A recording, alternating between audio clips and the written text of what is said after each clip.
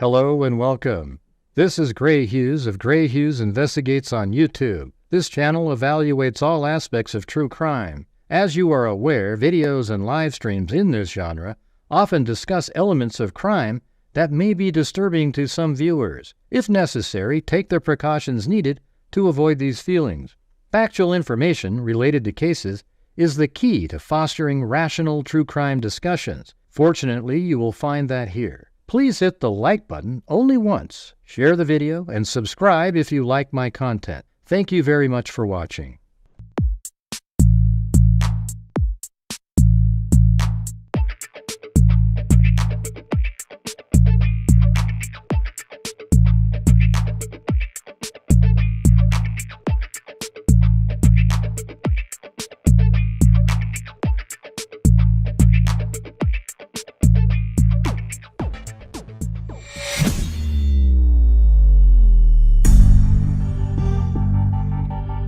Yo, there's that my dog picture again. Oh yeah, man, this is crazy stuff here.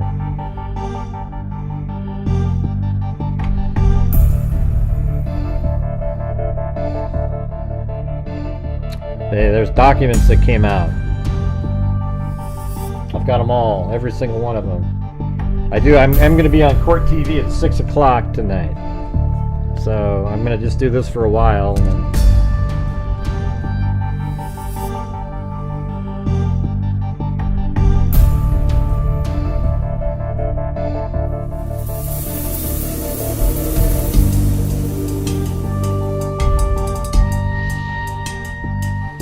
Just hold on, I'm trying to find a file here really quick.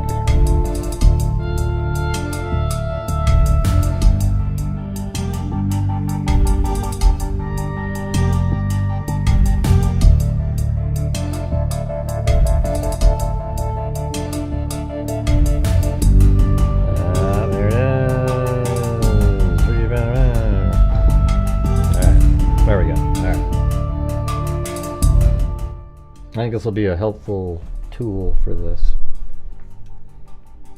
And yeah. Alright, well, check this out. I mean, this is crazy, you guys.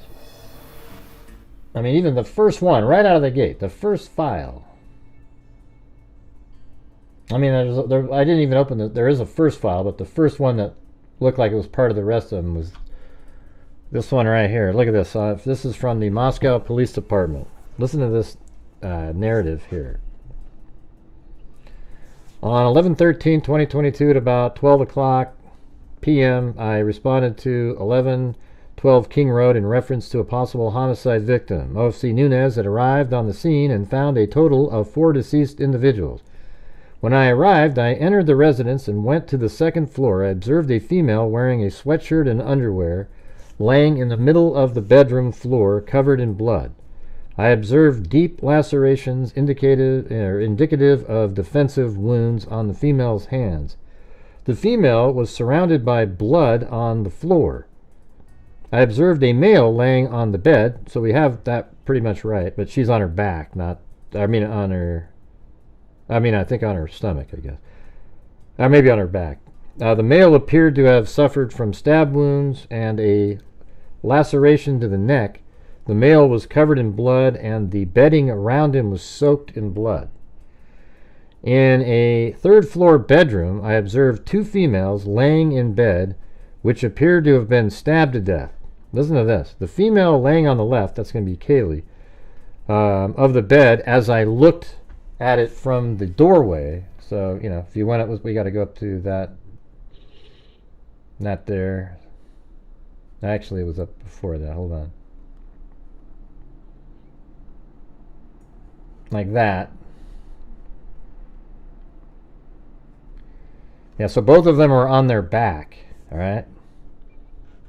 So both of these, they're on their back as described. But listen to this, and then it says, in a third floor bedroom, I observed 2 females laying in a bed which appeared to have had been stabbed to death. The female laying on the left half of the bed, as I looked at it from the doorway, was unrecognizable. Her face was completely disfigured and was stabbed several times.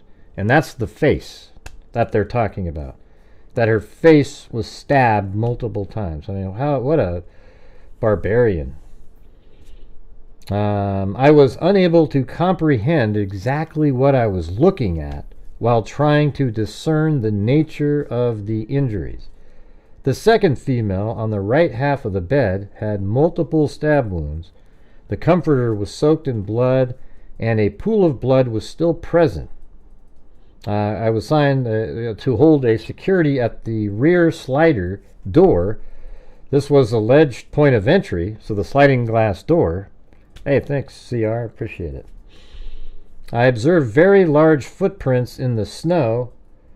I used a tape measure, and the shoe size measure approximately 13.5 to 14. I don't know if this is Kohberger's, though, because it does say right here, it says the footsteps went to and from the rear slider door. I observed the trail of the footsteps, head away from the slider, then turn right. That doesn't really make a lot of sense. So this could be somebody else that came to check on them. I mean, so if we look at the house right here, what they're saying is there's the deck right there. So they would have came out and then turned to the right, or the patio's right there. So it came out and went this way. I mean, I guess it's possible, I mean, maybe he went around the front of the house, and maybe there was something that Bethany Funk saw, and maybe he did park over here. I mean, I don't know. I don't know why you would go that way. It seems like you're exposing yourself, so it feels like it's maybe somebody else. I observed the trail of footsteps, head away from the slider, then turn right around a stump in the backyard and lead towards the front of the house. Yeah, it's interesting because I wonder if I looked at my 360-degree videos that I made, we could see that stump. Anyways, the person just, they located a smudged fingerprint and a backpack and stuff, and I don't think any of that's related. And he maintained the security of the rear door, right? So that was the first one. Then, you go right to the second one, and it's the same, just god-awful crap. I mean, one female advised their roommate. See, there was an error in this one, though. Said, as I arrived, Nunez advised over the air it appeared to be a homicide. I saw a small group of females outside the home in the parking lot. One female advised their roommate was on the second floor and needed help. I went to Officer Nunez's location at the west bedroom on the second floor and passed a male in the living room, later identified as Hunter Johnson. Nunez advised the female and a male in the bedroom had blood on them and appeared to be beyond help. I walked out of the bedroom towards Hunter Johnson and saw a clean steak knife on a beer pong table. I pointed out the knife to Nunez. Hunter said he got the steak knife from the kitchen because he arrived and saw the female on the bedroom floor covered in blood and did not know if there was anyone else present in the room. Hunter said he checked the room with the knife for protection. Officer Nunez and I walked to the first floor entrance with Hunter. I asked the females and Hunter if there was anyone else in the apartment, and they did not know. I told Officer Nunez the home was not secure, and we started the process of clearing it. Hey, thank you so much, Forgetful Mandy. All right, yeah, let's hit that like button, you guys. I don't think it's usually never an actual stream, a legitimate count when it does that. And thanks, Forgetful Mandy, and for Aiden Hinson for 1 month.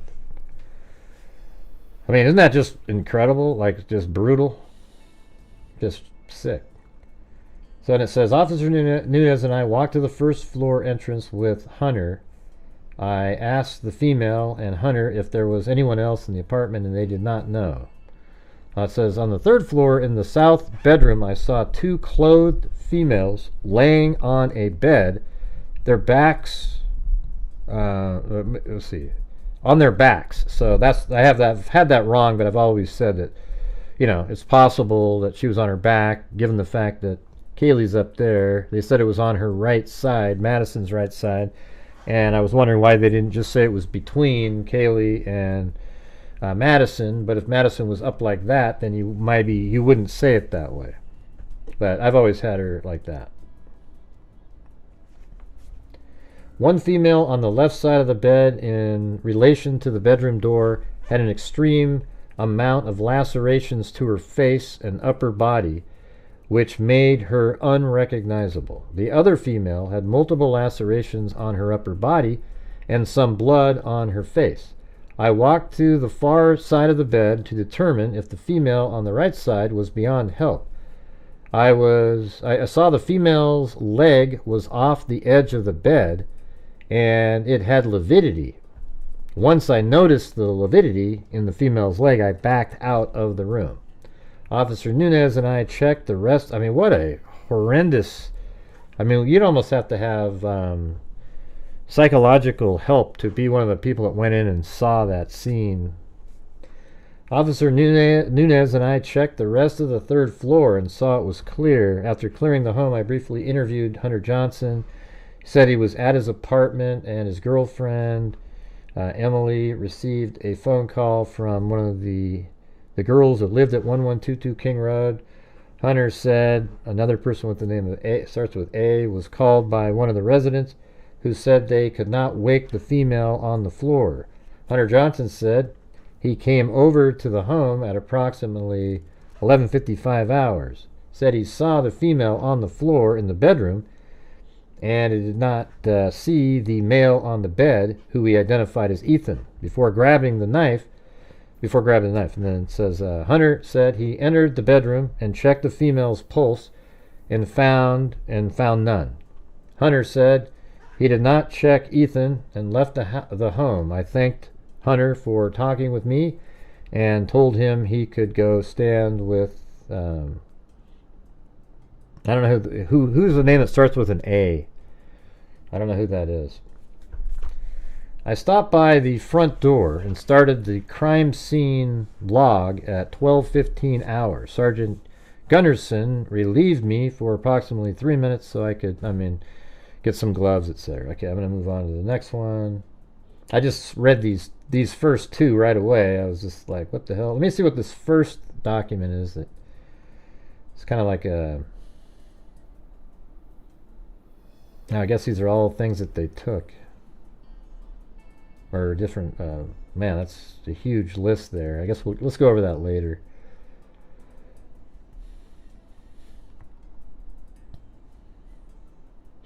All right, everybody, hit that like button right now. Hit that like button 10, 20, 25, 30. Hit that like button 40, 45, 50. Do I hit that like button? All right, there you go. Let's see what this one is. Upon entering the room, so this is, I was directed to a bedroom on the second floor by maybe Hunter Johnson in the northwest corner to locate the unresponsive female. Upon entering the room, I observed a female laying supine on the floor next to a bed.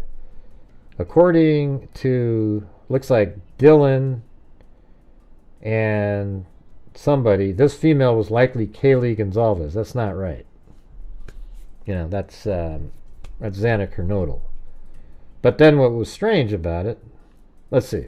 I was directed to the bedroom on the second floor by Hunter, and then upon entering the room, I observed a female laying supine on the floor. And so, because Kaylee isn't even on a floor, so that's not correct. According to Dylan, probably, this female was likely Kaylee Goncalves.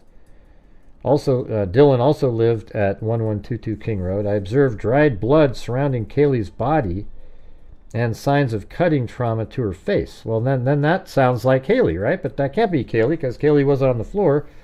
So does that mean Xana Kernodle also had cuts to her face?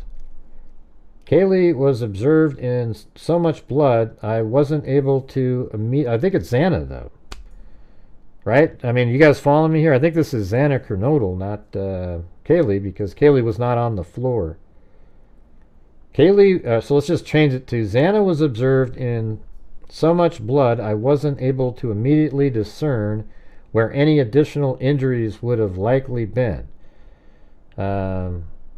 Xana was apparently deceased due to her pale skin color, rigid body tone, and apparent blood loss. On the bed in the same room, see, I observed... Oh, wait, what are they talking about? I observed Kaylee. Okay, the same room that they observed Kaylee, so that's actually Xana. I observed a male lying supine on the bed. So, wow, now we've learned that Xana Kernodle also was stabbed in the face, just like Kaylee Goncalves, which means that, like, he just raged on anybody that would fight back at all.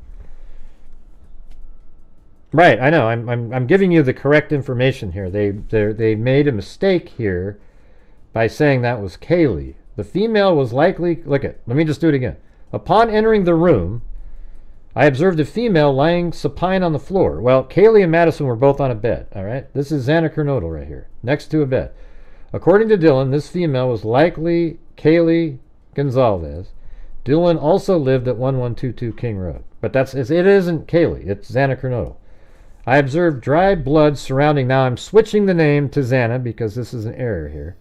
Dried blood surrounding Xana's body and signs of cutting trauma to her face. Xana was covered in so much blood, I wasn't able to immediately discern where any additional injuries would have likely been. Xana was apparently deceased due to her pale skin color, rigid body tone, and apparent blood loss. And then I'm going to say this. On the bed in the same room, I observed Xana. I observed a male lying supine on the bed. So now we know for certain that's Xana Kernodle because, I mean, it's Ethan. So I don't know how they made the mistake. According to Dylan, the male was likely Ethan Chapin. Dylan said Ethan was commonly at the residence. I observed blood covering portions. I bet this guy just wrote it down wrong. There's no way like Dylan would say, oh, it's Xana, it's Kaylee.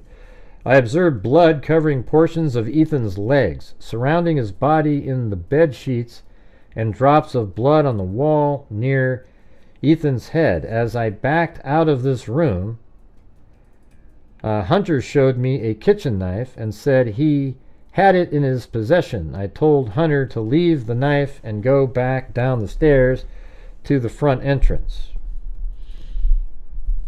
Let's see. Officer Warner and I moved to visually clear the residence for any suspects or additional victims. On the third floor, Officer Warner and I found 2 additional apparently deceased females, both laying supine in a bed, so on their backs. This bedroom was on the southwest corner of the 3rd floor. According to Dylan, these 2 females were likely Xana Kernodle and Madison Mogen. One female showed an apparent trauma injury to her face due to the basic facial structure being unrecognizable. I mean, my God.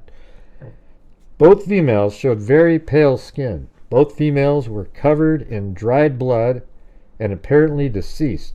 After the residence was deemed safe, Officer Warner and I exited the residence to secure it and immediate area to include the parking lot immediately to the south of the residence. I walked outside and began interviewing Dylan. And it said, Dylan told me at approximately 4 a.m. she heard a voice scream. Oh, man, now there's a scream. Okay, so now there was a scream. And believed it to be Kaylee's. They didn't put scream in the probable cause document. Dylan said she heard Kaylee scream and announced there was somebody inside the residence. There you go. Now we have the answer that it was Kaylee scream, there's somebody here! So right after he was probably attacking Madison Mogen, Kaylee popped up and screamed and said somebody's here. Why didn't they tell us this? Like, why is this something that wouldn't be... Oh, man. Dylan said she heard Kaylee scream, and this is a theory that we've thrown around there, that it was actually Kaylee that said somebody's here. I thought it was probably Xana, like in the kitchen, though. Dylan said she heard Kaylee scream and announced there was somebody inside the residence. Dylan said she could hear Kaylee run from the 3rd floor. See, and then that's sort of weird because maybe that's more Xana. the third floor down the stairs to the second floor. Oh man, I bet you that's Xana, and she screamed when she was up there. Maybe she saw what was happening. You know, said she could hear Kaylee run down from the third floor down the stairs to the second floor into the northern bedroom. Right, so that's going to be Xana. That's not. Kaylee never ran down those stairs. Dylan said she locked herself in her bedroom and continued to hear a commotion. Dylan said eventually she stopped hearing a struggle and heard a male voice say, "You're going to be fine. I'm going to help you." Wow, that's way more information there. You see that? Look at that. "You're going to be fine. I'm going to help you." Dylan said she did not recognize the male's voice. Dylan said after a few minutes, she peeked out her bedroom and observed a male described as approximately 6 feet tall, slim build, with black ski mask leave the second floor patio area. Wow. I mean, that's absolutely Kohberger. I mean, this was written at that time. "This patio door was likely left open as it was found open upon my arrival." Jesus, you guys, this is just pure insanity. I walked outside and began interviewing. Let's see, did we just do that? Oh, found upon arrival. Then I interviewed an additional roommate, Bethany Funk, who told me she was at the residence during the commotion. Bethany said she was on the second floor in the living room watching Vampire Diaries with Dylan, and an unidentified person named something. Let's see. She was in the living room watching Vampire Diaries with Dylan, and an unidentified person named. Well, how are they named if they're unidentified? Bethany said at approximately 2 a.m. hours at 11/13/2022, Madison and Kaylee. Oh, it just means that there was a person they were with. Never mind. And it says Bethany said at approximately 2 a.m. on 11/13, Madison and Kaylee came home from a night out at the corner club. So this might be when they go up to Kaylee's room and think about maybe getting some more Grub Truck, right? Located, so they, okay, let me just start that sentence over again. Said at approximately 2 a.m. on 11/13, Madison and Kaylee came home from a night out at the corner club bar located at, and they have an address, in Moscow, Idaho. Bethany said she also believed Madison and Kaylee went to the Grub Truck wandering kitchen truck that was commonly located in the 300 block of South Main Street. Bethany said she and Madison let Madison's dog out. Let's see, so this might give us answers for that. Bethany said she and Madison let Madison's dog, it's actually Kaylee's dog though, out, Murphy, sometime between 2 a.m. and 2:30 a.m. Bethany said during this time she observed no suspicious activity. So maybe they let it outside and then brought him back in. Bethany said she returned inside while Madison was still outside with Murphy. Okay. Bethany said she went to bed at around 2:30, and then Bethany said Madison came into her bedroom sometime after 2:30 hours to ask if she knew where Murphy was. Oh, weird. Bethany said she told Madison no, and Madison left. Man, maybe Murphy sort of ran away outside for a little bit. I mean, who the hell knows?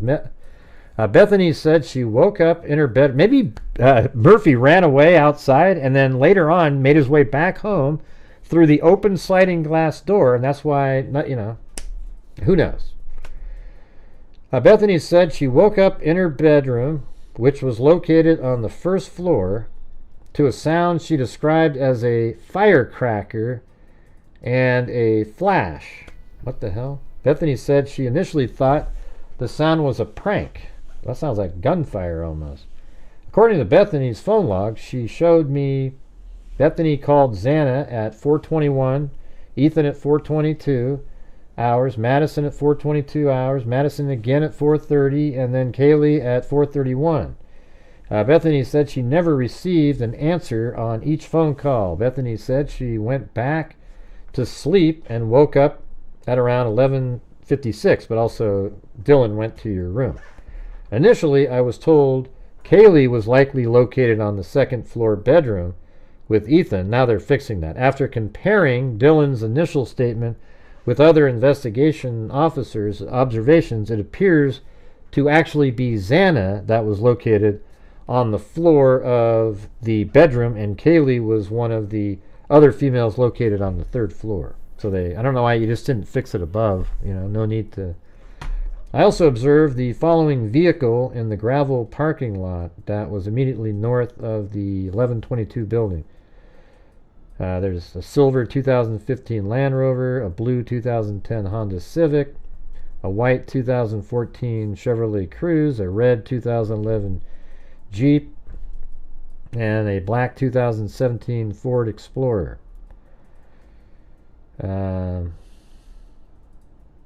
Wow. This is nuts. I'm going to move on to the next one. This is just not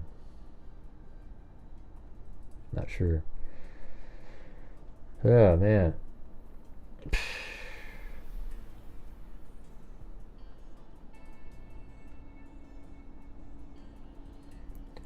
Let's see what this one says. At noon, I responded to 1122 King Road for the report of an unresponsive subject. Upon my arrival, I noticed there were several college-age subjects out front of the address.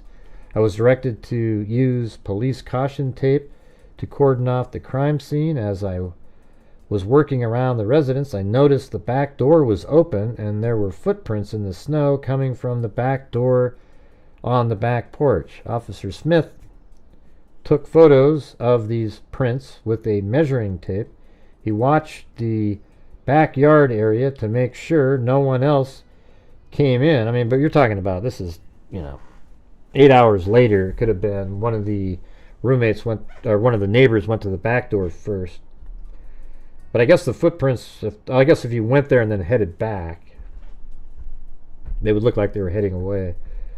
The footprints appear to, let's see, this portion of the backyard is connected to two other residences, 1118 and 1126 King Road, both directly to the west. The footprints appear to lead west towards King Road, between the residences, but I was unable to see where the footprints went after the yards connected due to the amount of rock landscaping. Yeah, so they think whatever these footprints are, they go around the other direction, not up the bank. So I don't know if these are the right person,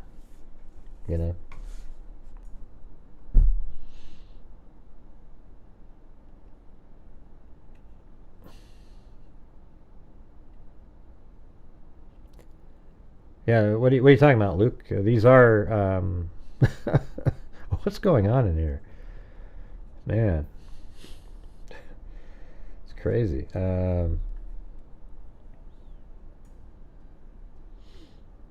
Sergeant, I entered the residence to continue taking photos of the scene. I entered through the bottom floor main door on the north side. I took photographs of the rooms and living areas of the residence. The photos were downloaded into a CD and booked into evidence. The photos were labeled in this report with a brief description of each photo. As I was down the road of the address near the King Road and Queen Road intersection, I was approached by a college-aged male who identified himself as something with a J. He informed me he lived at an apartment. He stated he lived upstairs at so this is Jake, I think. He informed me that he lived on King Road. He stated, I don't know if that's him or not, but he also said, this is Jack. This is the boyfriend of Kaylee, because it says that Kaylee lived upstairs at 1122 King Road, and they shared a dog that was there currently. Jack did not appear to have obvious wounds on his hands, as I would assume the suspect possibly would. Officer Nunez was interviewing subjects about the situation. I asked Jack if he would wait inside Officer Nunez's police car so we could talk with him. He agreed to. I informed Sergeant Gunderson of the circumstances involving Jack. Jack later responded to the police department to be interviewed and then picked up the dog from the Moscow Humane Society shelter. I continue to canvass the area and speak with neighbors. One of the neighbors who stated they did not hear or see anything relevant. I spoke with subjects at another residence. One residence stated she was walking home from the corner club at 3 o'clock and thought she could hear music or some type of noise, but she couldn't give any clarifying information, more that due to her level of intoxication that night. Yeah. All right. And then I spoke with subjects at King Road. The majority of them stated they were out drinking at the corner club and got a ride back to their place at about 1:30 hours and went to sleep at about 2. They did not hear anything out of the ordinary. These are just different neighbors. They didn't hear anything. Let's see. As he thought that was the only dog in the area. So let's see what this says. Stated at about 4 a.m. So I'm not sure if that's Bethany or who. These are other people. Stated at about 4 a.m. he heard a barking dog, so it's got to be a neighbor, coming from the east of his residence. He believed it was the dog at 1122 King Road, as he thought that was the only dog in the area. He stated the dog sounded like it was outside and was barking for about 45 minutes until he believed someone must have let it inside at 4:45 when it stopped. Maybe it was just out on the deck.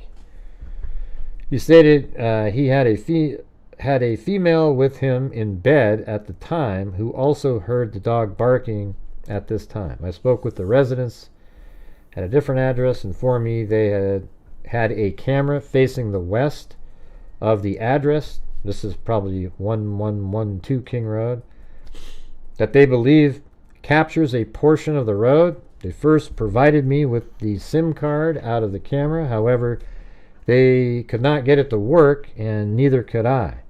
They gave me the username and password to the camera. I informed Detective Mowry of the information, and they gave me permission to access the camera footage and record the necessary surveillance video. So that's it. See, photo 1, key on retaining wall north of 1122 parking lot, front address. These are images. I guess these are just all the photographs they took.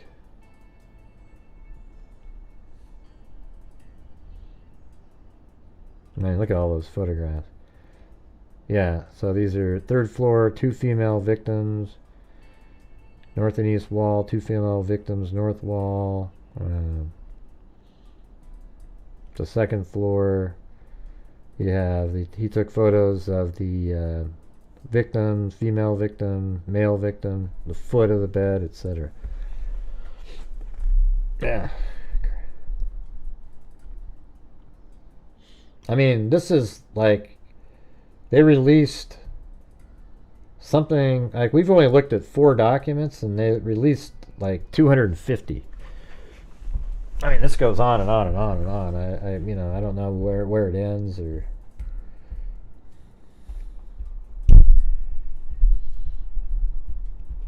One o'clock, I was advised by Corporal Barrett to respond to the work. I don't know. I was thinking I could throw it all into ChatGPT and it could summarize the whole damn thing, but I mean, you're going to miss the details if you did that.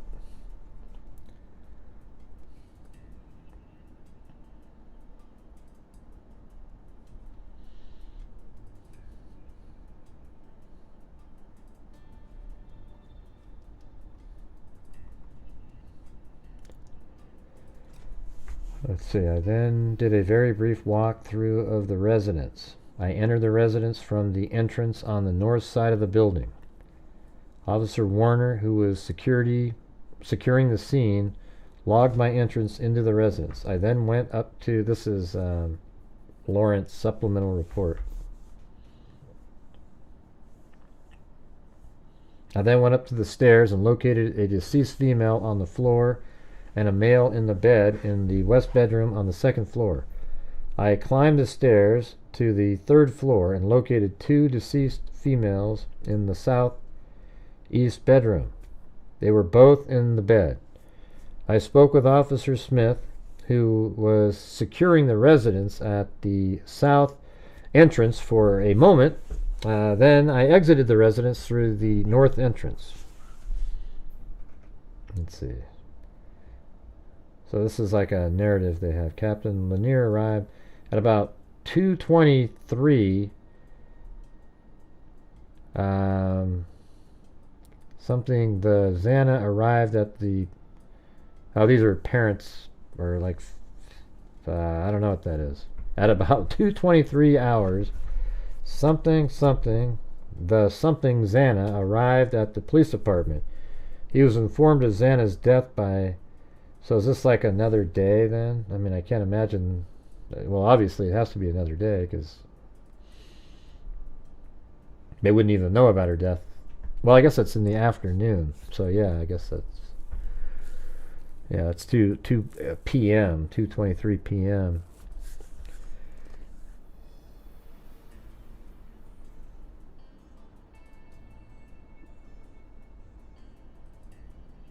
Well, it's not monotone. You know, the voice that I use for ChatGPT isn't monotone at all. Yeah, you know, like when I when I put out those Delphi days of trial, they're all really clear.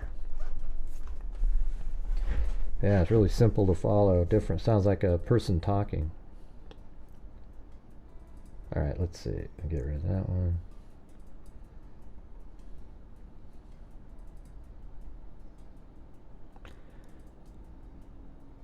What do you mean, just go through it as is? What do you mean? I love gray, but just go through it as is. What does that mean? I don't even know what that sentence means. Can you try to... Right. So this is, they're talking about the following day here. I learned that a sheath was found inside the apartment. The sheath was tan in color and had a Marine Corps eagle globe and anchor symbol on the sheath. The words USMC were located under the EGA and K-bar and was above EGA. The K-bar was above EGA. I was asked to follow up with businesses in town to see if that particular knife was sold, and that information came out right away. Like within 2 or 3 days, people were talking about, oh, they're looking for a K-bar knife. They're looking for a K-bar knife.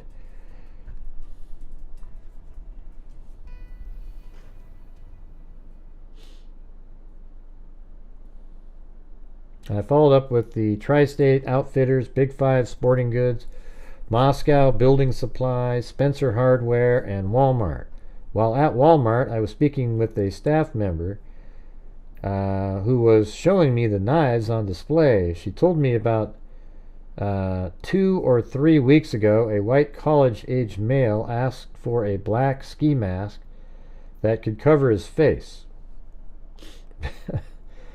Was unable to provide much detail other than that he was taller than she was and maybe had tan skin complexion. She said she advised the male they did not have any black ski masks and only camo. She said the male then walked away. So I guess other people do look for black ski masks every once in a while. I mean, I guess there's a reason they sell them. I mean, if they only sold one in the history of mankind, that would be pretty weird to make them even. And this is too redacted to even read there. It's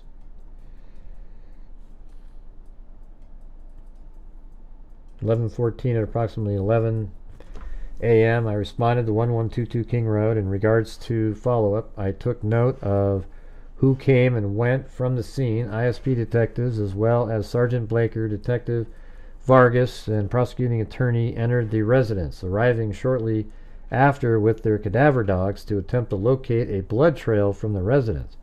ISP entered the residence at 1122 or 1125 hours.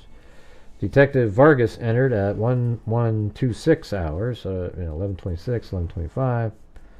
Blaker entered 1127. Okay. Everyone, yeah, that's just so boring. Let's see what this one says. So this is on November 12th at about 11 p.m. I began an overtime shift for a plainclothes detail on the University of Idaho campus and related areas. This patrol was for minors in possession. Okay, that's that group of kids. During this detail, Officer Rosenthal and I made several patrols through the area of King Road and Queen Road. So they were on King and Queen Road at some point. During each patrol of the area, we traveled on the north side of 500 Queen Road, heading east. We wrapped around the building, heading south. Wow, that's interesting. They went that same route. Let's see. I wonder if they're on there. Like if we went back to... We don't have the 12th, though, on camera. So this is on the 12th. Traveled on the north side of 500 Queen Road, heading east. And then we wrapped around the building. So what they're saying on the map here is they did the same thing that Kohberger. They drove around like this. And then around like that. We wrapped around the building, heading south on the east side. Right? Then west on the south side of the complex. We then traveled north on the west side, turning west onto Queen Road and proceeding to King Road. Wow, that's the exact route that Kohberger's White Elantra took. During one of the patrols in this areas, while approaching the southwest corner of 500 Queen Road, I recall seeing a darker colored vehicle with taillights on. The vehicle was parked facing south on the south side of the parking lot towards the west end. There was a short section of the parking lot which extended to the west of 500 Queen Road, south of 1122 King Road. Each time we patrolled the area, I drove the same route. During the final patrol, which to the best of my recollection was between 2 and 3 a.m. on November 13th. Oh, man. See, if they had just patrolled another hour, they might have got onto something.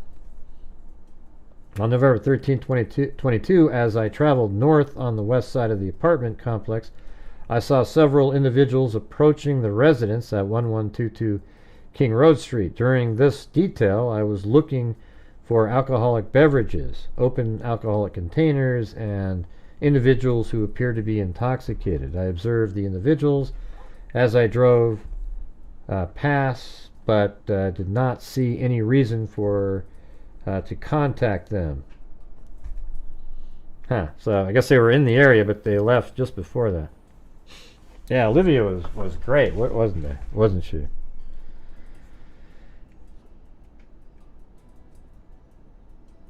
Yeah, but people don't always have to scream. Yeah, see, here's the thing, everybody. People don't always scream in crimes.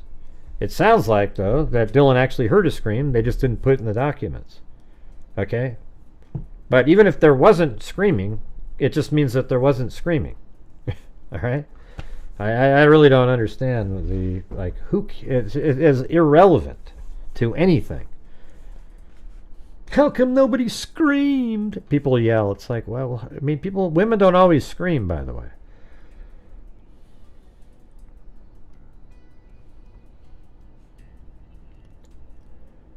Let's see what this one is. I don't know. I don't know if I just want to just keep going through each one in order, you know. They got Grub Truck, then car picked up, then they left and went. This is the Grub Truck stuff. The voicemail said, hey, how's it going? Well, let's see. Okay, hold on. On 11:14 at about 10:42 at night, dispatch advised that they were forwarding a call to my cell phone. My phone briefly started to ring, but then it suddenly stopped for some reason. The call was forwarded to voicemail before I could answer When the voicemail came through to my phone, I learned it was from maybe Jack. The voicemail said, "Hey, how's it going? My name is..." Maybe it's Jake in this one. Or maybe it's that Jack Showalter. Yeah, it is Showalter. I see the S right there. My phone number is... And then I just wanted to make a statement to you guys because I was close friends with Maddie Mogen.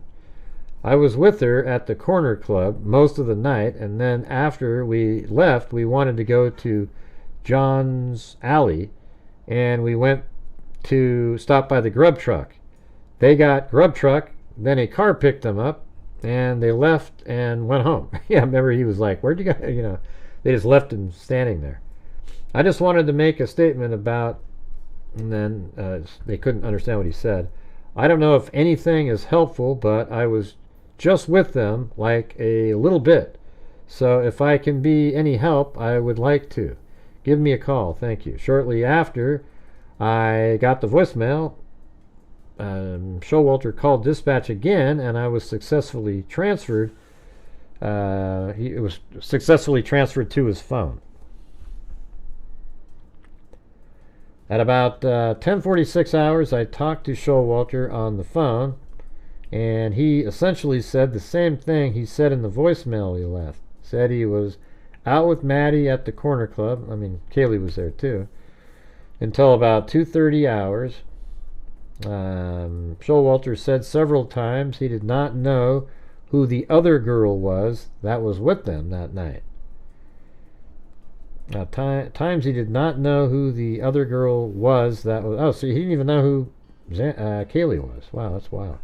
Described the girls getting into a silver sedan after they got food at the Grub Truck. I confirmed Showalter's name, date of birth, address, and phone number.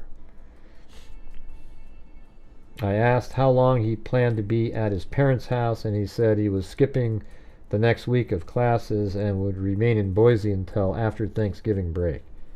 Showalter said he was willing to talk to detectives about his involvement with this case. Showalter said he does not have a roommate at his Queen Road apartment and that he lives alone. I recalled our conversation with my dash camera. The videos were uploaded to the WatchGuard server.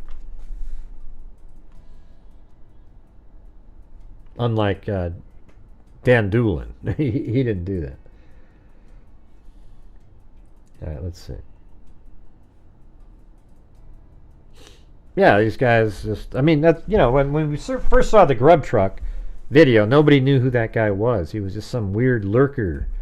But as soon as the video came out with the "What did you say to Adam?" that video, then it was obvious that he was a friend of theirs. They were all walking together, you know.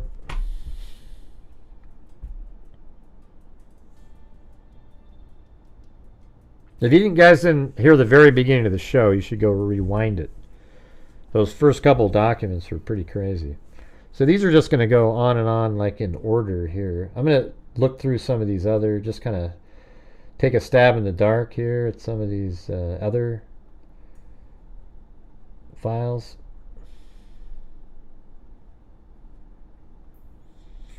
Let's see, so I have it under Kohberger. 723 look at all these files. See, that was just in that folder. There's a ton. Now this is like 51 to all these. I mean, let's just see what 51 says.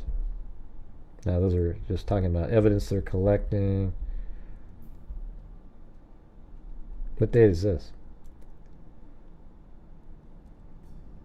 12/4. Huh. O.F.C. Smith and I entered 1122 King Road through the bottom floor door on the north side of the building. Upon entering, I observed a small bedroom on the west side of the bottom floor.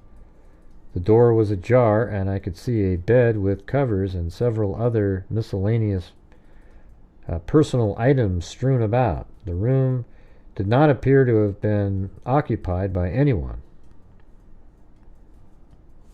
Let's see. Officer Smith and I then walked upstairs on the second floor. The stairs ended in a small living room. There was a sectional style couch along the east and south wall of the room, there was also a small TV in a void on the northeast corner of the room. So I actually have, I mean, I think I, like if I went down the stairs again. So Xana would actually be flipped over.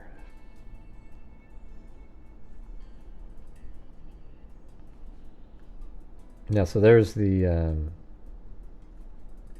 TV's in the corner there, and there was a couch that goes around right there.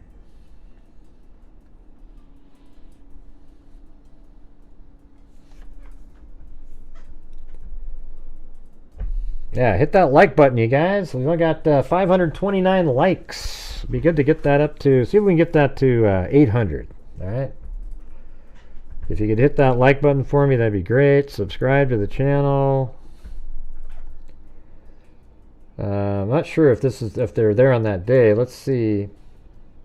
Just before this room, there was a bathroom door on the south wall of the hallway. As I approached the room, I could see, this sounds like this is the probable cause narrative, almost exactly. As I approached the room, I could see a body, later identified as Kernodle, laying on the floor. Kernodle was laying on her back with her feet facing the east, this is different, and her head facing west. Kernodle had thong-type underwear on and a gray sweatshirt. There was a large amount of blood on the floor around Kernodle as well. I could see numerous wounds on Kernodle's arms, hands, and face, which appeared to have been caused by an edged weapon. Just next to Kernodle, on the west wall, was a small white nightstand, which appeared to have been moved as it was pushed against the wall at an odd angle. There was blood on this nightstand in various locations. Weird. The bed in Kernodle's room was situated on the south wall. What wall was that on? The west wall. Okay, so that would be the wall right next to the carpet. So probably just like a little, they got engaged there a little bit in a battle. This sounds like this is going to be a pretty detailed narrative right here. I could see, then it said, I followed O.C. Smith down the hall. Okay, pin code. Officer Smith, I think we were right here, right? All right. Appeared to have been moved as it was pushed against the wall at an odd angle. There was blood on this nightstand in various locations. The bed in Kernodle's room was situated on the south wall. The bedroom with the head of the bed appears to be towards the west wall. See, that's how I have it. Some people have it sticking out where the head of the bed is on the south wall, but I have it where it's hitting the west wall. I could see a male, later identified as Ethan Chapin, laying on his back in the bed with some type of blanket pulled over his midsection. So he was just literally in bed sleeping. Wow. Now Chapin's body was at an angle on the bed so that his head was up against the south wall. Gee, that's crazy. So I gotta, this is number, what number is this? 51?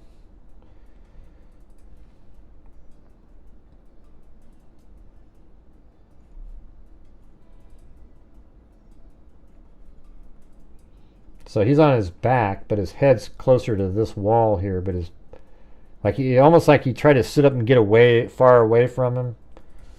She's, you have to flip her over, and he's also on his back. And apparently, like his head is next to this wall. That's the south wall, and guess what? I mean, that happens to be the wall that the blood was coming out of. That's crazy. So when he was laying back, his head was hitting that wall, and that's where all the blood dripped outside in those photographs. Insane. Yeah, I don't know. I was thinking about that when they said he had the blankets on him, Zozo. Like, well, when did he cut the... Well, he apparently cut like way up in his buttock area. I guess we'll see that. Maybe that's here. Chapin's body was at an angle on the bed so that his head was up against the south wall and his feet were hanging off the bed on the north side. God, that's crazy. So I mean, so it's totally off how I have it. I mean, nobody knew, so I mean, I guess I have to redo that. But hey, you guys, if you're watching the channel, you want to help support the channel, make sure to become a channel member. Maybe gift some channel memberships for people. You know, send in super chats, whatever you can do to help support the channel. That'd be great.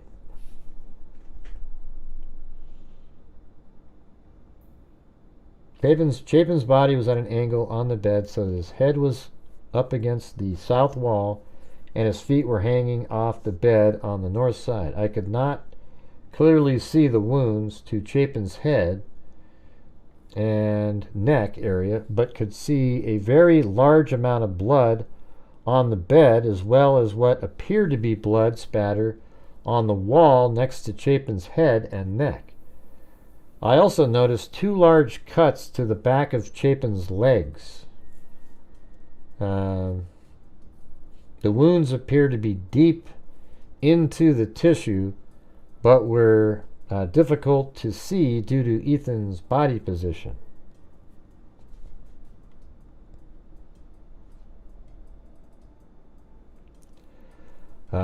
Just when people say like that, one account there, just block him immediately.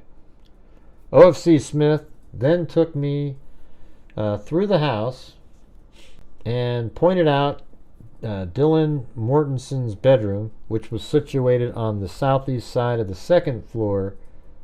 Yeah,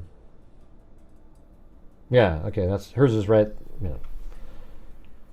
I mean, most people that have followed this know where Dylan Mortenson's room. Her room is right there, right before you go up the stairs. If you take a right, you go into that's the kitchen and the sliding glass door. The stairs go right upstairs, and then right above Dylan's room is Madison Mogen's room.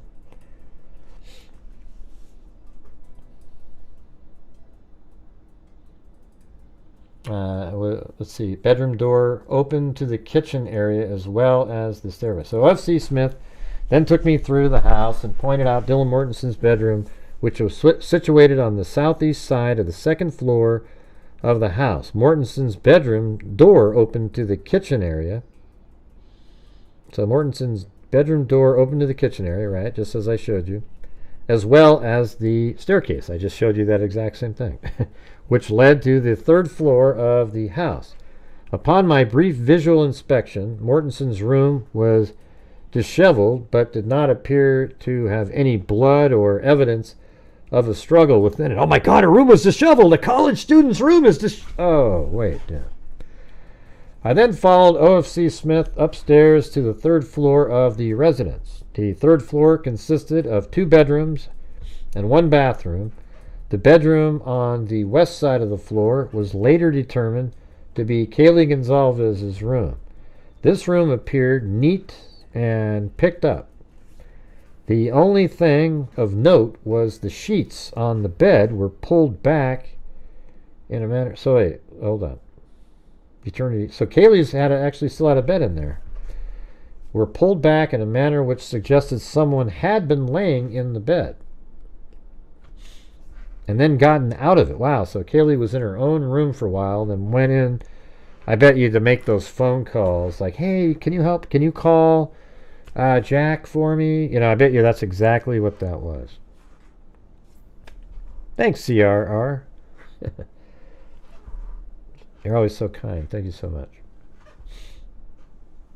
Man, that's kind of sad. That means she was already in her bed, and then she decided, like, hey, Madison, can you help call Jack for me? Because remember, that was like around 2:45, 2:50. Shoot. As I entered the bedroom, I could see... Okay, and then it says, and then I gotten out of it. OFC Smith then pointed out a small bathroom on the east side of the third floor. So they think Kaylee was in bed and then left it. And now they're pointing out, okay, here's where the bathroom is up there. So if you go up the, should be in this area. So right there, like these are the stairs that come up. That's Kaylee's room. This is Madison's room right there, and that's a bathroom door, but this is Madison's room right there. And then as you go into the room, opened it, and then this is how they're in there. But that's not how I think she was like that, Kaylee, but Madison, which is this person right here, would be flipped over onto her back, and then one of her legs is off the side of the bed. Is there anybody else out there that has these visuals for you guys? Just checking. Let's see. OFC Smith then pointed out a small bathroom on the east side of the 3rd floor. This bathroom shared a wall with Madison Mogen's bedroom, which was situated on the southeast corner of the 3rd floor. As I entered this bedroom, I could see 2 females in the single bed in the room. The bed was situated along the north wall of the bedroom, and both females' heads were towards the east and their feet towards the west, which was also in the direction of the only door into the room. Both Goncalves and Mogen had numerous visible stab wounds and were covered in a significant amount of blood. I also later noticed what appeared to be a tan leather knife sheath. It sounds like this is the basic foundation of the probable cause narrative.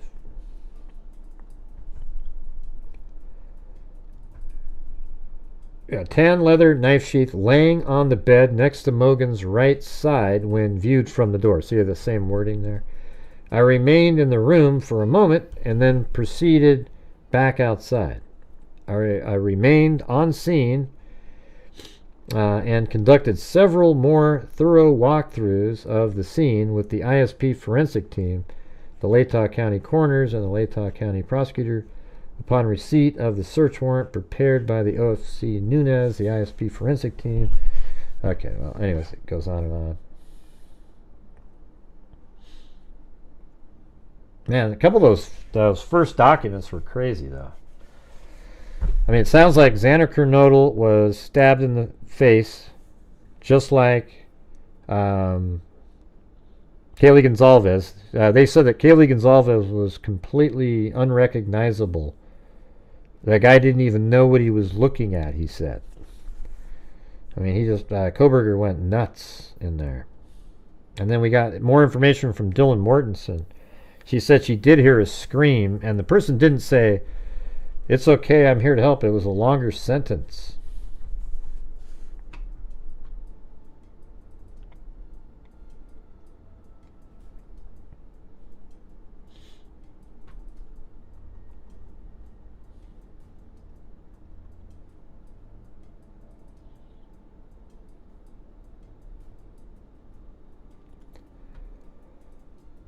Okay, that's a different one.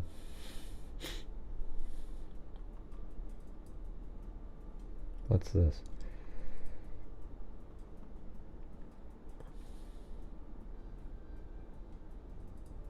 $20 in cash on the dresser. Whose bedroom is this? Package. Captain Dollinger and I packaged the belongings of Kaylee Goncalves' room. I worked along the north and west sides. While I was packing items, I noticed $125 in cash on the dresser. $100, you know. They go through and describe the denominations. Okay. Well, you knew it wasn't a robbery at that point. There's so many you could go through, though, you know. It's like it just hit and miss. Do you want to go through those first documents again, though? If you guys missed it, it's pretty crazy. I think that's where we. What do you guys think? I mean, we could sit here and just kind of take stabs in the dark, and I don't really want to go through. I mean, I want to go through every one of the documents, but I also want to put out information that people might be interested in seeing.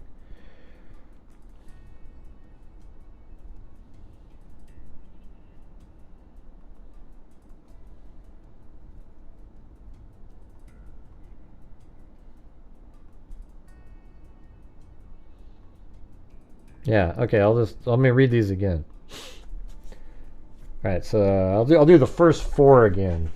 That's pretty wild stuff.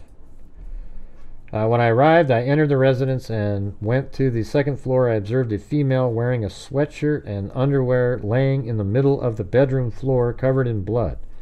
I observed deep lacerations indicative of defensive wounds on the female's hands. The female was surrounded by blood on the floor. I observed a male laying on the bed. The male appeared to have suffered from stab wounds and a laceration to the neck. The male was covered in blood, and the bedding around him was soaked in blood. In a third-floor bedroom, I observed 2 females laying in bed, which appeared to have been stabbed to death. The female laying on the left half of the bed, as I looked at it from the doorway, thanks, Path Sweeper, was unrecognizable. That's Kaylee right there. Her face was completely disfigured and was stabbed several times. Talking about her face was stabbed several times. I was unable to comprehend exactly what I was looking at while trying to discern the nature of the injuries. The second female on the right half of the bed had multiple stab wounds. The comforter was soaked in blood, and a pool of blood was still present. I was assigned to hold security at the rear sliding glass door, and he found footprints that went out the back around the other side, not up towards the parking area, but around the back side. Huh? What's up 32? What are you talking about? I'm just trying to read these, if you don't mind. I'll go to 32 in a minute. I'm just trying to get through the ones that people wanted to see. What's on that one? Did you go through and read all the documents already, Zozo? Or? As I arrived, OSC Nunez advised over the air it appeared to be a homicide. I saw a small group of females outside the home. Let's see. Yeah, I was talking about Jack with his. He was holding the knife because he went and got a knife after he saw somebody Xana on the floor with blood. He went and got a knife to go into the room.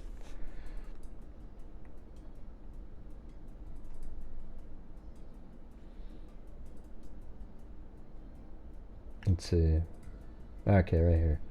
On the third floor in the southeast bedroom, I saw 2 clothed females laying on a bed on their backs.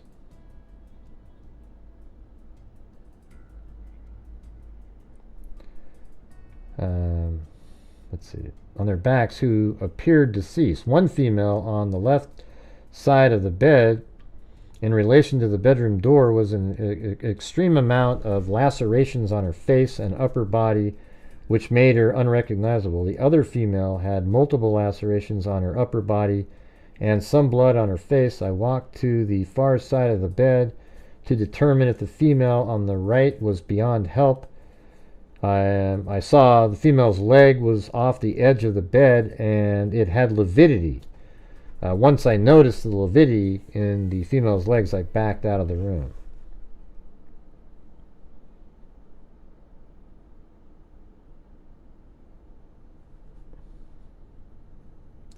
I stood by at the front door and started the... Okay, let me go move to the next one. I think it was like 3...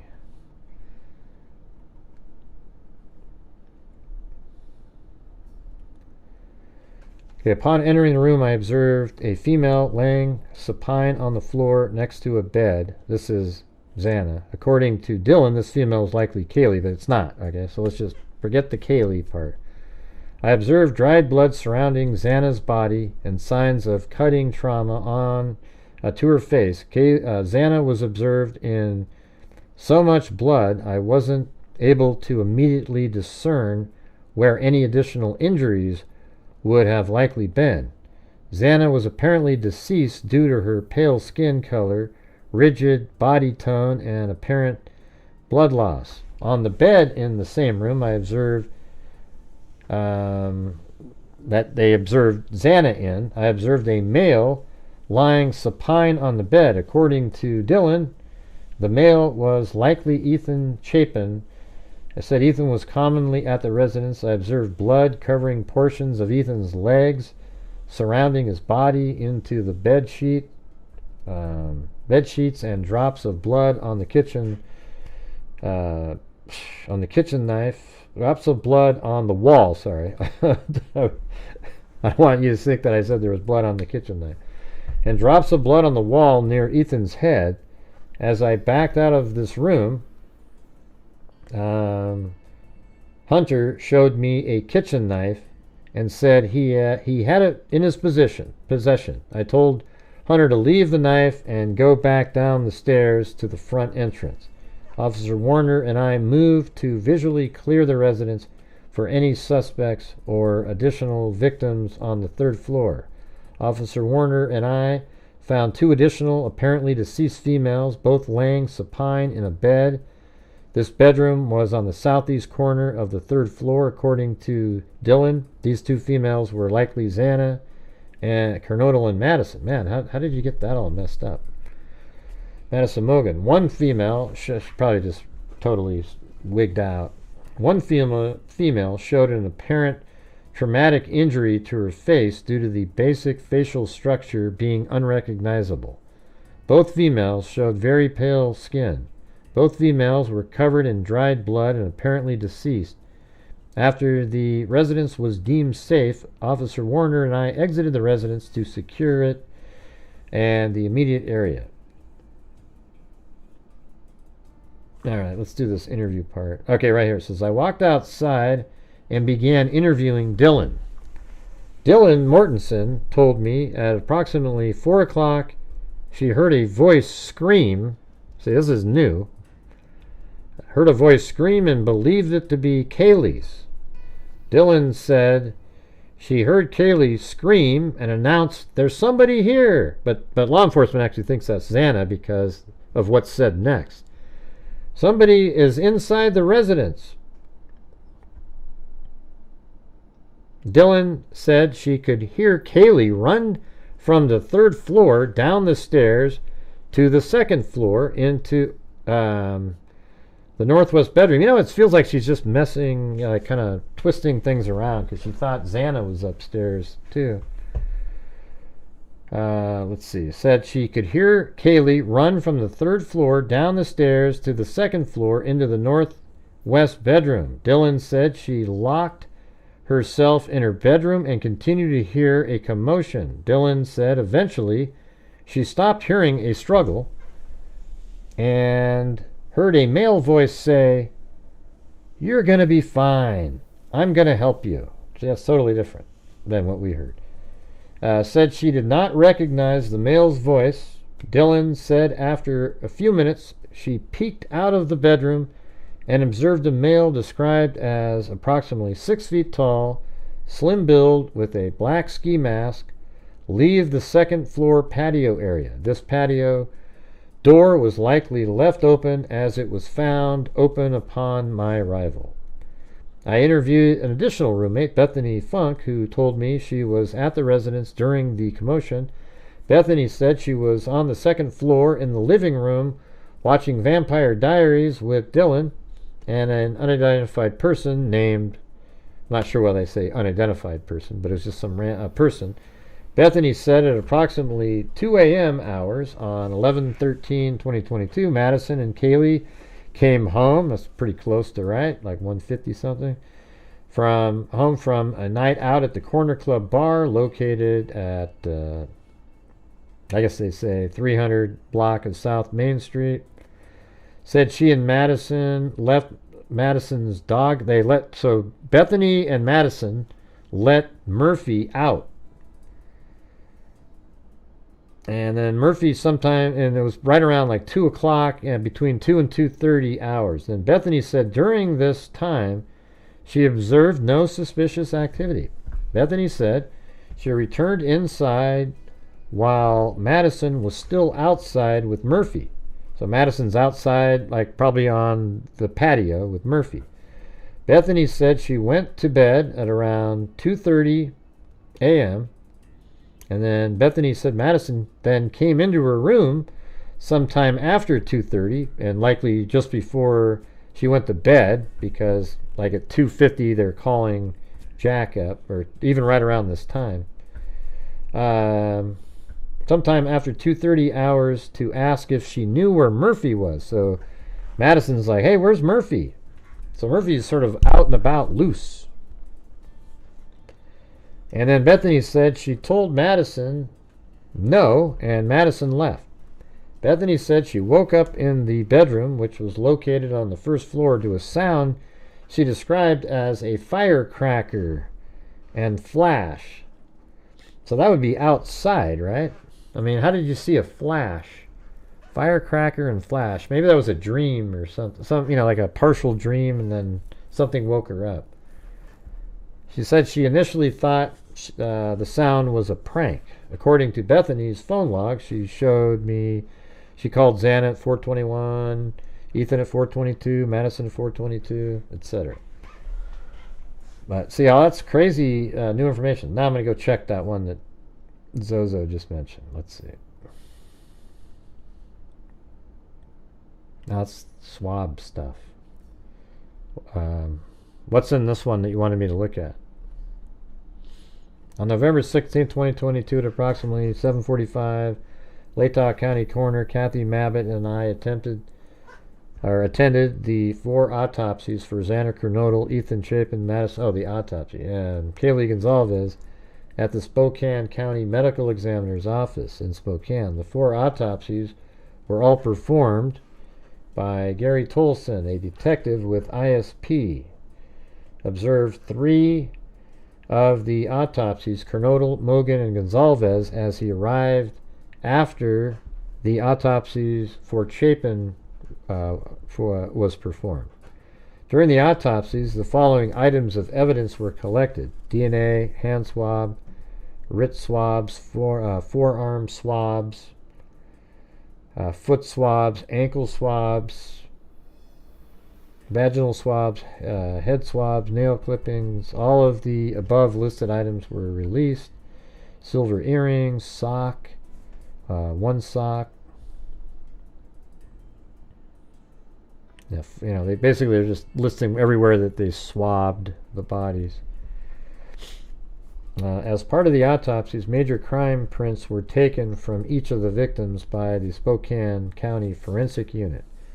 Chapin's prints were taken on 11/16/2022 and released to me. Let's see. At the conclusion of the 4 autopsies, Dr.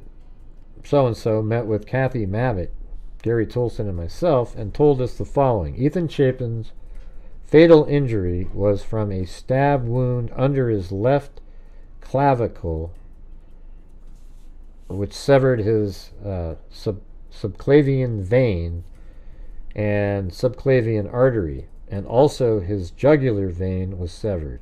Ethan only had sharp force injuries. Xana Kernodle's fatal injuries were from lacerations in her right lung and 2 lacerations in her heart. Jesus. Kernodle had 50, so it was Kernodle, not Xana, that had the 50, or not Kaylee. It was Xana, not Kaylee, that had the 50 stab wounds. I think, anyways, Kernodle had 50 plus stab wounds, mostly defensive. Xana only had sharp force injuries. Madison Mogen's fatal injuries included a left lung laceration and a liver laceration. Madison only had sharp force injuries. Man, this is nuts, right? Thanks, Zozo. You got me on this is one I was thinking maybe somewhere, but it sounded like they weren't going to release some of this stuff. Kaylee Goncalves' fatal injuries include a left lung laceration, a liver laceration, 2 subdural bleeds, and a stab behind her clavicle, which cut her subclavian vein and artery. Kaylee had signs of sharp force injuries asphyxial injuries, and blunt force injuries. Maybe if Kaylee screamed. I wonder if Xana came upstairs and Kaylee screamed and she saw some of this, and then as she's running down, hey, there's somebody here, something like that. Like there was both of those people. Kaylee had 20 plus stab wounds. Said the weapon used was not serrated, single-edged, very sharp, and said a lot of force was used by the suspect. I will be uploading the final autopsy report to the case file. On November 6, 2022, at approximately 7:55, I drove from Spokane County Medical Examiner's office to the FBI office located at a specific address in Coeur d'Alene, Idaho, and met with Special Agent Brian Gunnerson. Several of the clothing items collected during the autopsies were still wet and needed to dry in evidence. Thank you, Andrea. And yes, to you too out there, if you're out there, if you want to help support the Grant Hughes Investigates YouTube channel, we're getting near the end of the month. And hopefully at the end of the month, we've already given out, I think, $500 this month, but hopefully we can give out, another, $1,500 to $2,000. This month hasn't been that great, but my channel's given $251,000 to true crime-related charities since January of 2020, which is $251,000 more than every single one of the other true crime channels out there. All right, so we do good things here. I'm sure there's some that have given something. I'm being a little facetious there, but we try to make it a big part of what we do here, but I don't know how long that's going to last. It seems like it's more difficult these days. All right. So down here it says Kaylee Goncalves handbags, that's on her hands, t-shirt, pants, and one sock, and an Adidas. Madison Mogen also had the handbags around her hands, short sleeve shirt, pink, so a pink short sleeve shirt, pants, black Vandal Russell brand sweatpants. And then dryer, I'm not sure. Yeah. Xana Kernodle had foot bag. So she had her feet, she had bare feet and her hands. So it says sweatshirt, Under Armour gray, underwear, Calvin Klein beige. Hey, thank you, Floral Post. I transported the remainder of the evidence items back to Moscow Police Department and placed them into the evidence fridge in the Moscow Police Department evidence room.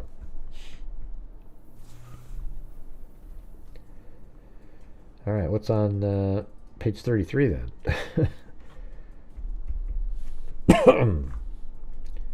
On campus, we provided. Yeah. I would just like to have all of the surveillance footage myself. I mean, that's kind of my gig. Yeah, it sounds like Ethan was just sleeping, doesn't it?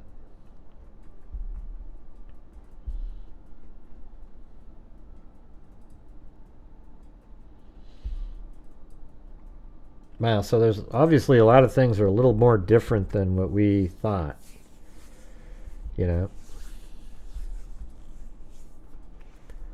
Thanks, Flora Post and Andrea Vinson. That's out on the Moscow, I think it's Moscow Police Department website. There's a whole bunch of massive zip files. Let's do a stab in the dark. How about you send in a super chat and you tell me what page. Let's see if we can get the ball rolling here. Thanks, Derek Sherman. So we have 314 files, okay? So that's what you pick in a super chat. We'll open it up.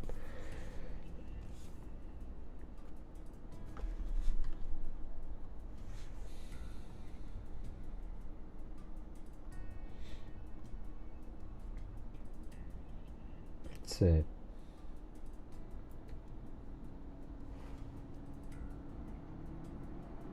Oh, that's an old document.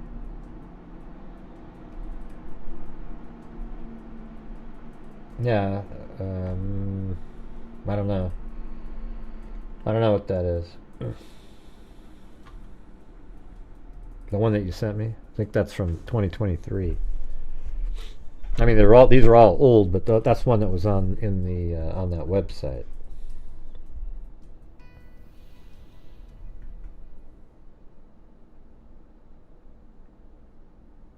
Who cares about... yeah, Papa Rogers apparently, though, isn't a thing. You know, that's something I never really thought was something, but I sort of got convinced that it was something more lately because it's been in every book that was written, and every special talks about Papa Rogers. You know, so you figured, oh my God, they must have some kind of information, but there wasn't. Well, if you didn't listen to the press conference after the sentencing, then you would have missed the fact that when they asked them about Papa Rogers, they said we couldn't find, that wasn't Kohberger. They said that. They also said that people ask, so did Kohberger ever like some comments on social media of Maddie or anybody? They go, we couldn't find anything. It's like, it's crazy. They've always talked about that. We hear that every single time. In that book that just came out by Patterson, you have the female writer running around telling everybody that, oh yeah, he looked at all the pictures on Madison's page, but would only look at the pictures on Kaylee's page that had Madison in it. Like, it was really like specific. So isn't that wild? Now they're on the Moscow Police Department website. Nobody wanted to do the super chat for the pick a page. Okay. Let's see what's the very last one. On June 26, 2025, I reached out to the Pullman Police Department records technician and requested any reports, charging documents, and all recording involving from June 1st, 2022 through May 31st, I informed I had located the following reports. Okay, I downloaded all the reports, body cam video, and other recordings provided. I reviewed the body camera footage from Dr. So-and-so in the following video. At approximately 8:30 minutes into the video, it starts with an M, talks about having to testify, maybe Madison Mogen, in the upcoming murder. Oh wait, that's the DoorDash driver. Wow, that's weird. So, okay, yeah, so they saw this news. An upcoming murder trial involving the 4 college girls because she is the DoorDash driver. The voice is muffled, but it does sound like she says, I saw Brian. They're parked right next to him. On June 26, 2025, I contacted MPD Property Records Coordinator. So apparently, they just went and got the same thing. I'm not sure why they needed to do that, but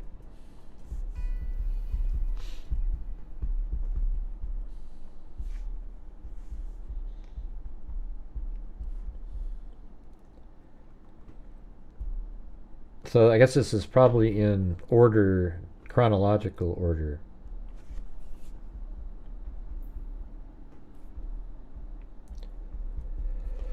Huh. Well, I guess I'm just going to have to go through a lot of these. But I'm going to be on Court TV at 6 o'clock tonight, so if you guys want to check that out. But, man, it's just, we got to get the support for the channel up. It's just really kind of slogs along, even on the good days. I was trying to troll the page. What page? Hey, thank you. MP is 29. Oh, you want 250? All right, there you go. They picked 250. Let's see.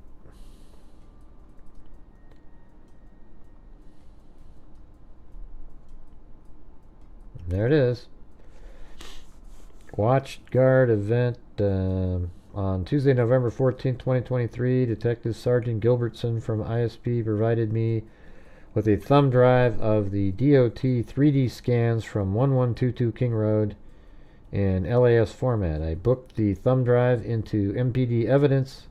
I mean, man, imagine having the Faro scan. I mean, that would just be insane, because I'm sure they did it while the bodies were still sitting there. On the same date, I received an email. Why are they asking me for that?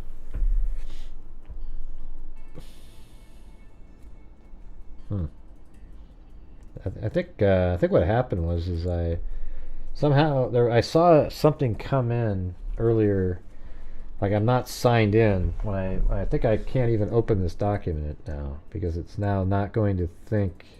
Oh, well, it worked that time.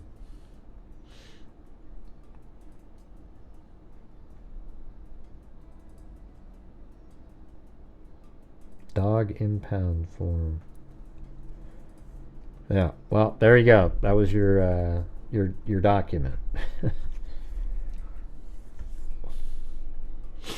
Guy said he wanted 5 minutes in the woods. Yeah, those guys are awesome. How about the one that said, you may have gotten all A's in college, but you're going to get nothing but big D's in prison.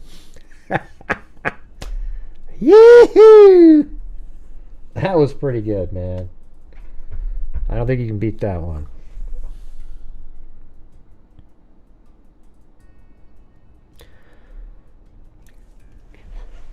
I can't believe you had Vinny on again. I'm never watching again. You know what's weird? Today I was walking.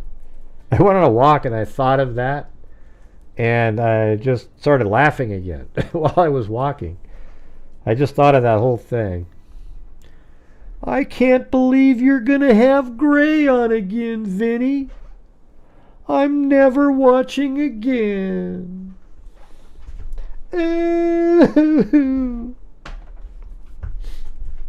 What was the comment about the woods? No, he said he just wished he had 5 minutes out in the woods with him. He wouldn't kill him, but he would, take him out, just beat the hell out of him is what he's basically saying.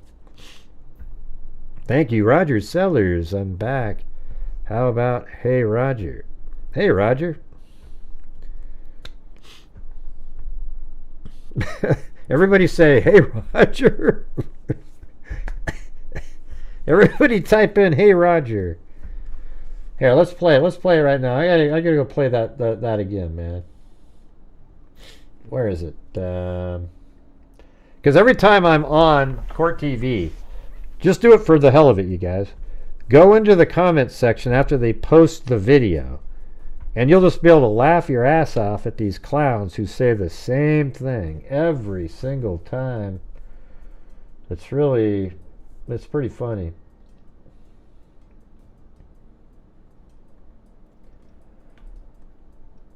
Let's see.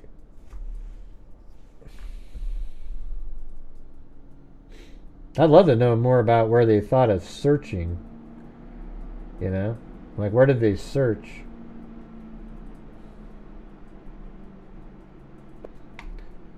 All right, here it is. There's my little picture when I was in Moscow, Idaho recently. When I was on Court TV, do you guys see that? I'm sure they'll get the obligatory. I can't believe you had Gray on your show, Vinny. I'm never watching again.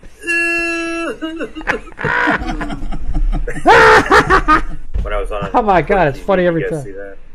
Oh, I'm yeah. sure they'll get the obligatory. I can't believe you had Gray on your show, Vinny. I'm never watching again. There we go. All right. Hey, it's Roger Sellers. Everybody said, hey, Roger. That was pretty good. How about this one? These little whiny little babies. Oh, wait. There's got to be like the DoorDash or something. Here, man, there's got to be DoorDash has to be in there, don't you think? Somewhere in these files. You know, like they determine who it was, when they were by, what did they see? You know, DoorDash is in here. Oh man, shit. That's got to be like early, somewhat early, you would think. Let's see. How about like page 44? Snapchat. Maybe it's before that even. How about like page 820?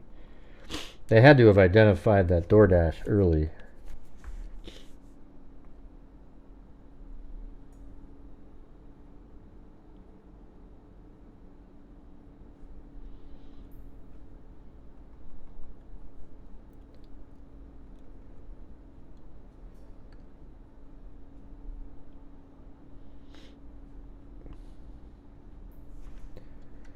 Huh.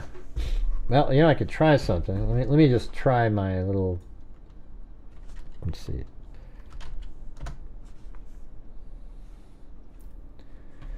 All right. What's the word you use? Let's see.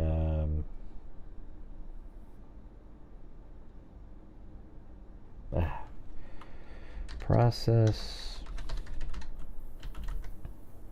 list of PDF files for me to ask you questions of.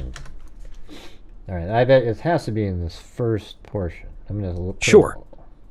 There we go. Please upload the PDF files you'd like me to process. Once uploaded, I'll extract the content, and you'll be able to ask me detailed questions about them, whether it's summaries, timelines, quotes, comparisons, or anything else. Go ahead and upload the files now. 6 to 16. So I've already done those first ones, so I'll put those in here. If I tried to do 50 of them and it said that's too many, you can only do 10.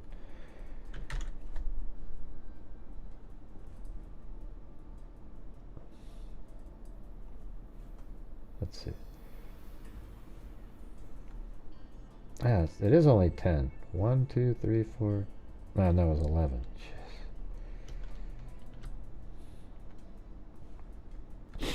All right, here we go. Let's see.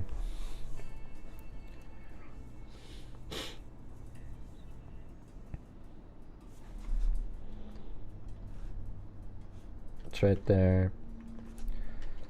Timeline, certification, suspect follow-up. All 10 of your uploaded supplemental reports, sub 6 to 15, have been processed. You can now ask me any questions about them, including timeline clarification, for example, who entered, exited 1122 King on 11/13 or 11/14. Witness officer statements for... Okay, DoorDash isn't mentioned. All right. I searched through all 10 supplemental reports you uploaded sub 6 to 15, and DoorDash is not mentioned in any of them. These reports focus primarily... Go ahead and upload the next 10 PDF files. Once they're uploaded, I'll process them immediately so you can continue asking questions across the entire expanded set. Ready when you are.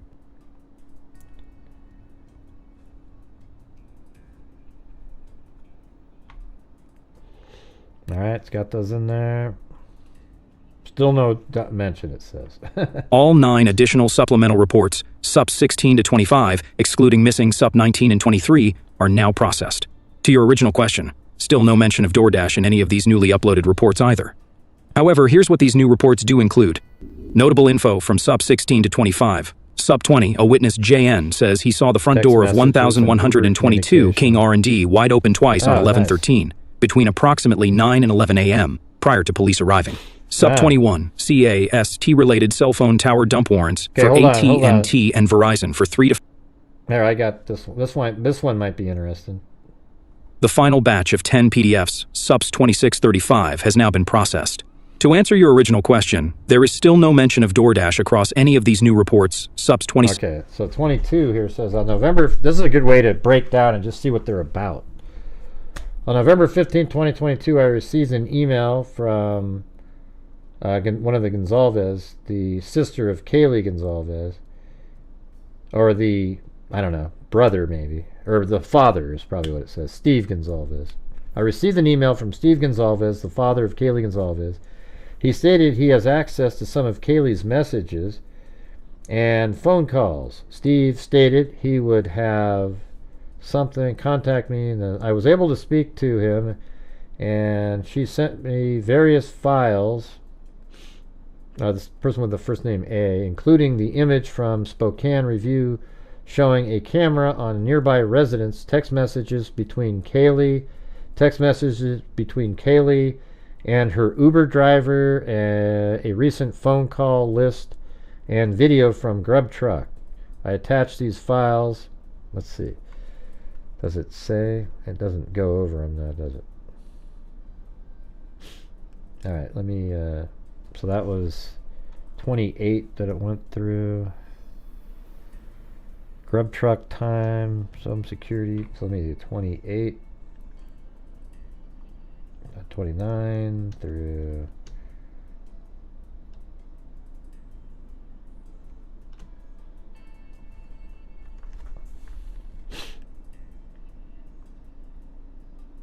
No text could be extracted from a certain number of... Your most recent batch of files, SUPS 2938, has been fully processed. DoorDash is still not mentioned in any of these new reports. However, key-related content continues to build out the early morning timeline and digital evidence trail, including summary of notable items from SUPS 29 to 38, timestamps, timeline support. SUP 30, a witness recalls Kaylee and Maddie walking away from the Grub Truck toward campus, no one seen following. Confirms they appeared coherent.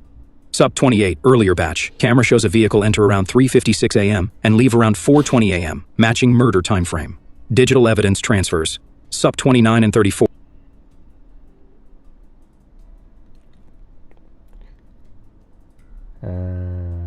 Summary notable items. I'm just trying to find a DoorDash. All 8 newly uploaded supplements, SUPS 3948, skipping some numbers, have been fully processed. Result, DoorDash is still not mentioned in any of these supplemental narratives. Related insights and highlights from... How about right here, though?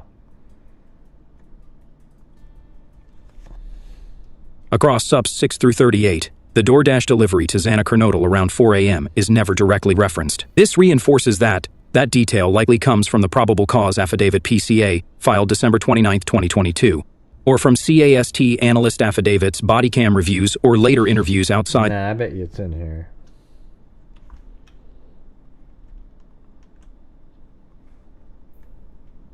I bet it might be in here.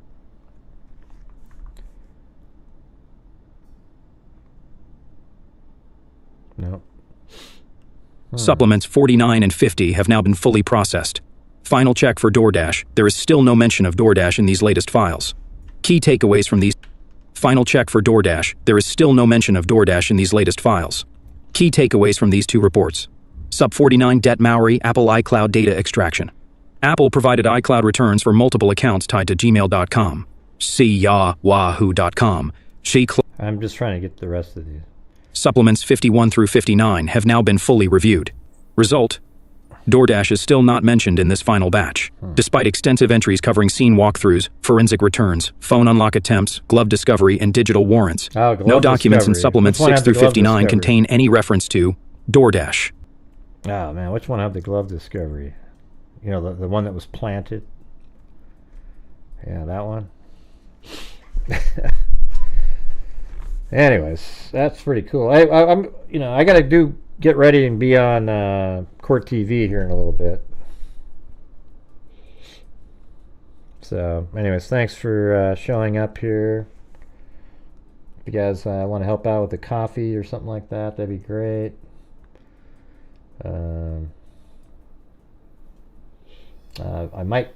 Maybe I'll come back on later if you guys dig around and find something cool in one of the documents. Let me know.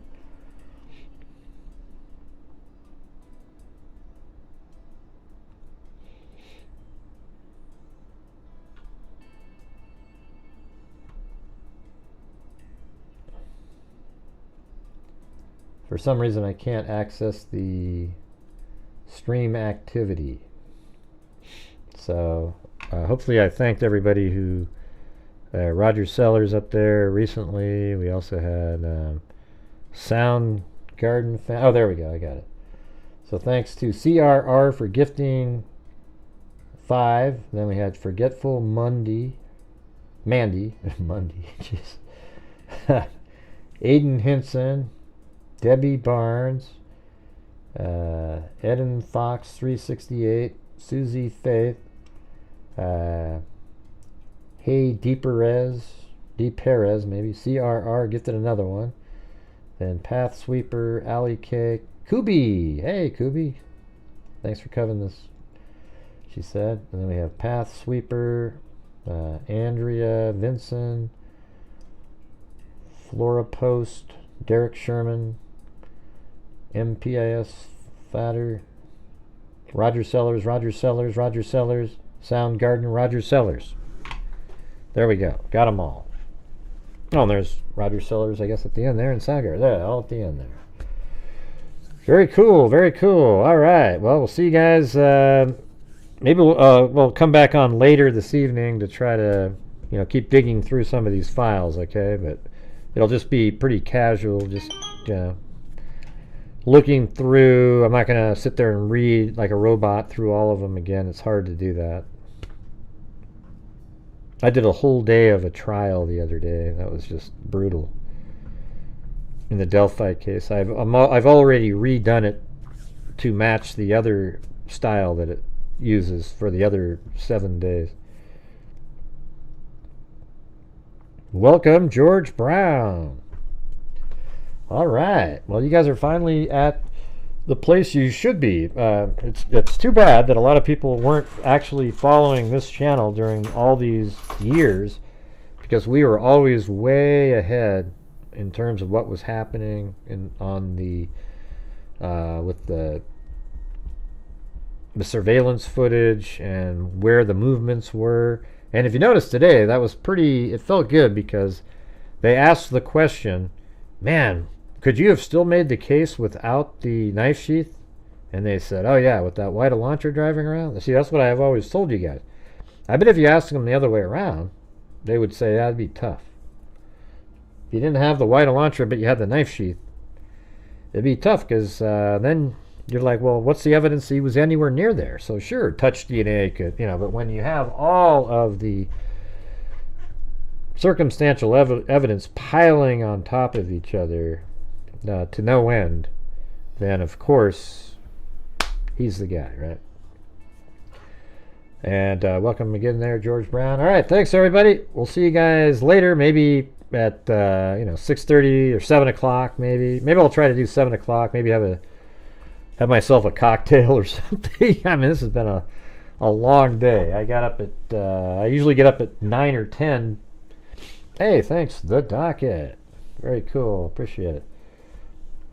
It sounds like they just put all the documents out there for everybody, The Docket. So, I mean, I do have some requests in for body camera and stuff, so hopefully if I get it, I'll send it to you. If you get it, maybe send it to me. Everybody go check out The Docket. He's got really cool, he gets a lot of court documents and things. Good guy. All right. And also, Plunder, she's good at finding documents too. She's been helpful trying to help me learn how to do it. So I always think that's cool when somebody takes the time. So, all right. Thanks, everybody. We'll see you a little bit later. And I do exist. I am here. I just didn't put my face on there. All right. But thanks for being here, everybody.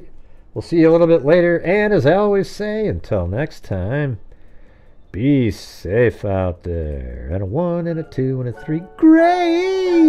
Yeah, I've been doing this true crime thing for quite a while now. I can't believe and during this you're whole time, gonna have I have not seen Gray one on person that is a crime dissector, Fuck plug rejector. I'm a certified human lie detector. Gonna get ya on a stretcher if you try and play me like an old projector. Crime sector. Here's my nectar. Professor Gray is gonna give another lecture. Crime collector, freak connector, and I'm always gonna be a pup protector. Fool deflector, interceptor, and I'm meaner than a spectre with a vector on his pector.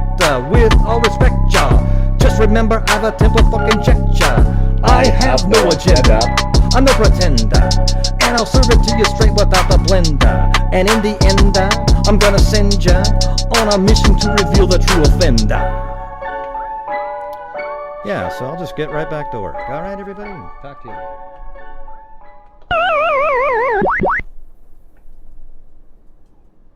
Correct.